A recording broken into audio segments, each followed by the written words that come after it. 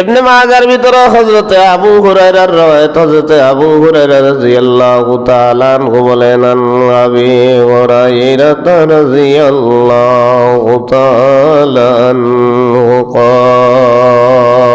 قال قال رسول الله صلى الله عليه وسلم صوموا ليلها وصوموا نهارها।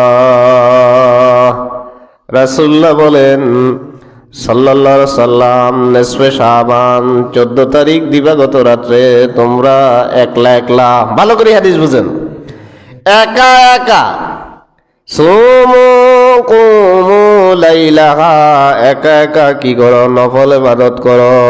কি করো? কিভাবে? একা একা না মসজিদে? কথা কয় না, একা একা না মসজিদে? রাসূল সাল্লাল্লাহু আলাইহি সাল্লাম কি এই কথা বলছেন?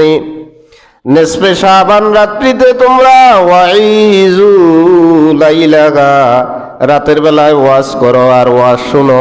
এ কথা কইছে নি? কথা কয় না, এ কথা বলছে রাসূল। কি বলেন? কুমু লাইলাহা, রাতের বেলায় কি করো? ইবাদত করো। রাতের বেলায় শাবান মাসে নিসফে শাবানে।